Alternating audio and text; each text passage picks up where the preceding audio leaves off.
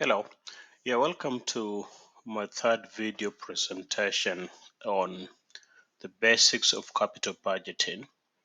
In the first video, I did look at the net present value. In the second video, we covered the internal rate of return. And in this presentation, I'm going to cover the third concept, which is the modified internal rate of return. So just remember what we said. When we were looking at the internal rate of return, we said the assumption is that the cash flows are being reinvested at an internal rate of return. And we're using an example of project L and S, where we did find out that if you recall in that presentation, we found out our internal rate of return to be 18 and 23. So for project L, our internal rate of return was 18,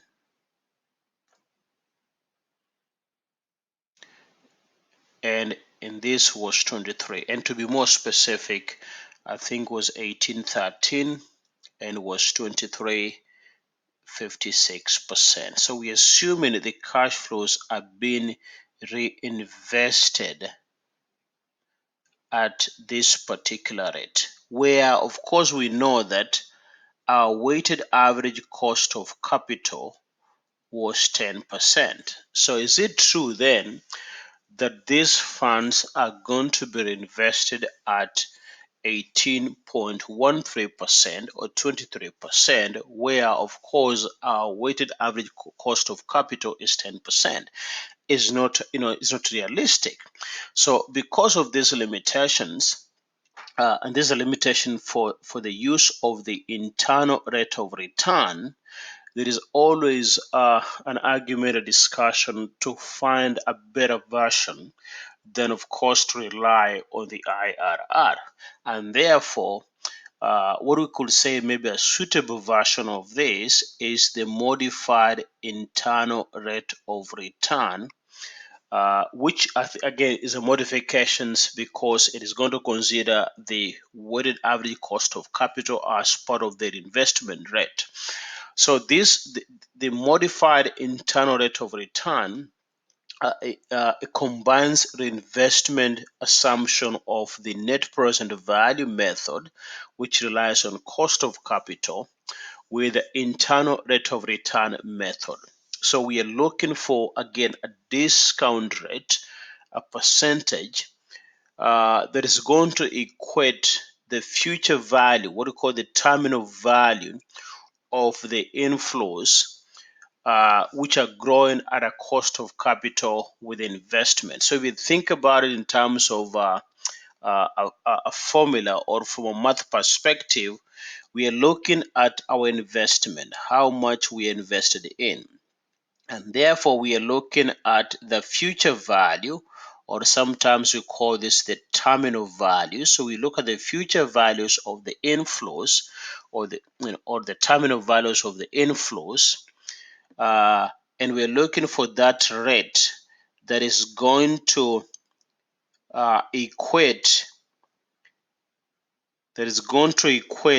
all those terminal or the future values to the investment. In this example, our investment is $100. So what we're trying to say, if our investment is $100, then we are going to determine the future flow. So we're going to determine the future value of this to times 0, because our time in year 3 is our future value. We also determine the future value of the 60 and determine the future value of the 40.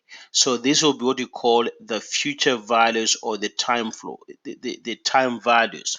If we can discount these values at a particular percentage, which is the modified internal rate of return, then they should equate to our investment in this example is going to be $100. So I'm going to use the same example, the same basic example that we used on our internal rate of return and also on the net present value. So you have project L and project S. Again, you'll be given what the initial outflow is and what the inflows are going to be over the 3-year period. And I'm just going to pick up on project L, but you'll use the same reasoning again for project S. So if you pick up project L, and this is how our timeline is going to look like. So what we are trying to do here is to determine the future value of the terminal or the future inflows. So our inflow is, of course, our CF1 is here. You have a CF2, and we have a cash flow 3. So what you do is to determine the future value of this amount, determine the future value of this amount, and we add to the future value of 80. The future value of 80 is 80. So we're going to take the future value 80 plus the future value of 60 plus the future value of $10 or 10 million. In this example, again, we are determining the future value using the work. In this example, we're using the 10% because 10% is our cost of capital. Again, we know how to determine the future value.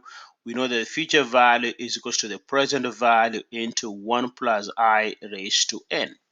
In our example here, if you use the example of 80, 80 is our present value, which is the future value, into 1 plus I. Our n is going to be, we're talking about the same period. This is going to be 0. So the future value of 80 is 80. The future value of 60, the future value of 60. So the future value of this amount is going to be, you take 60 times 1 plus I is 10, and our period here is 1 year. So our period here n is 1, and therefore raised to 1. So you have 60 times 1.1, and this gives you a value of 66. So you have a value of, so you have $80 here as the future value of 80. The future value of 60 is 66. And then we determine the future value of 10. The future value of 10, again, for this example, it is basically 10 times 1.10. Again, in this case, our time frame is 2. We raise this to 2 because we talk about 1 year and second year. So we have 1.1 times 10, and this gives you 1210. So our terminal value in this example, if you add all those terminal value, what you end up having is, it's 10, it's 8,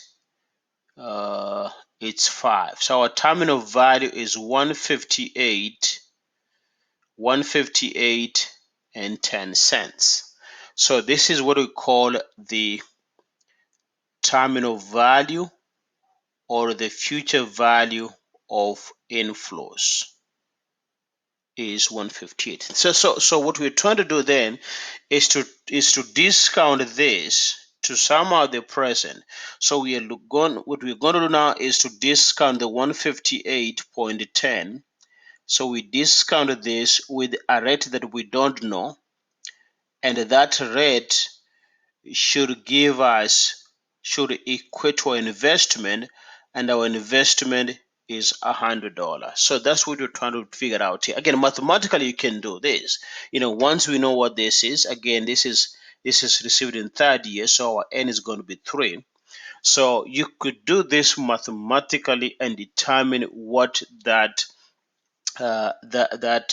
MRR will be. Again, for this example, again, if you do this, from a math perspective, is the same thing saying that the same thing saying that your 1 plus MIRR raised to 3 is equal to 158.1. Divide this with 100, which is, this is going to be 1.5810. And therefore, again, this is the to get rid of that that that cube root. You basically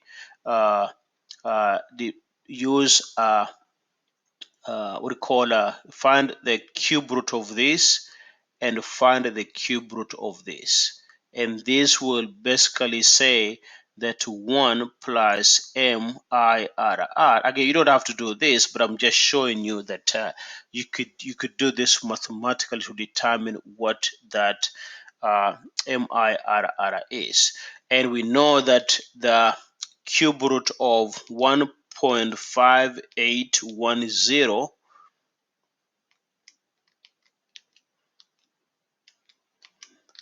that is 1.1650.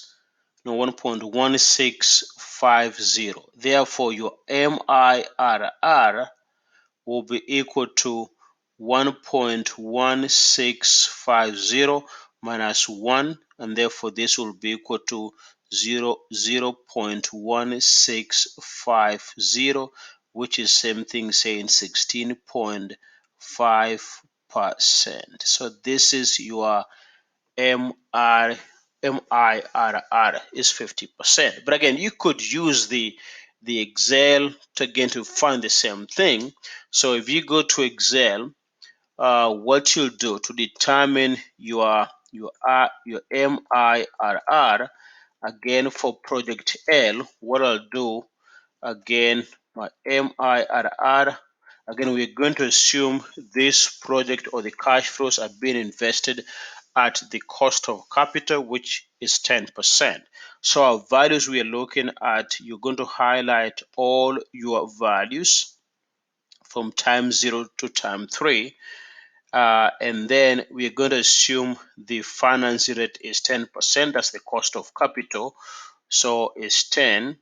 And we're going to assume that investment, again, we said we're assuming this is also done at the cost of capital, or the weighted average cost of capital, which is 10%. And that will give you what your rate will be. Again, we do this to 2 decimal places, just to show you. Again, you could see the same answer we found out. And if we need to determine the modified internal rate of return for project S, again, I'll just do the same thing. So I'll do equal to my modified internal rate of return. Again, my values, I will choose my values, and then the finance rate is 10, and of course our investment is also at 10%. And then you enter, and again that will give you a modified internal rate of return of 16.89%. So those are the values. Again, you could see either way you get the same answer. I did this mathematically. I found this to be 16.50. I did this using the calculator, and that gave you my 16.5% for project L. And again, you do the same thing if you want to use the timeline and the formula. You can do the same thing again for the project S. So what are we trying to say here? This is a better version than using the internal rate of return, because again, this method is assuming it's using the cost of capital, and it's also assuming the reinvestment of the cash flows at the cost of capital, which is more realistic than the internal rate of return. So in this example, again, based on to use this method to make selections, you're going to do the same thing we said.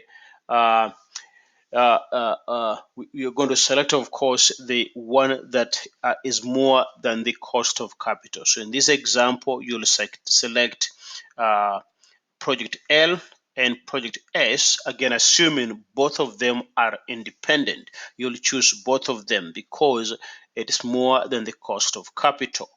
If they're mutually exclusive, then you'll end up choosing only the one that has uh, the highest modified internal rate of return, which in this example is going to be project S. So again, I hope this information helps, and I look forward to covering the last aspect, and that is the use of the payback method. And we're going to see again the limitations and how that method can be used in making financing decisions.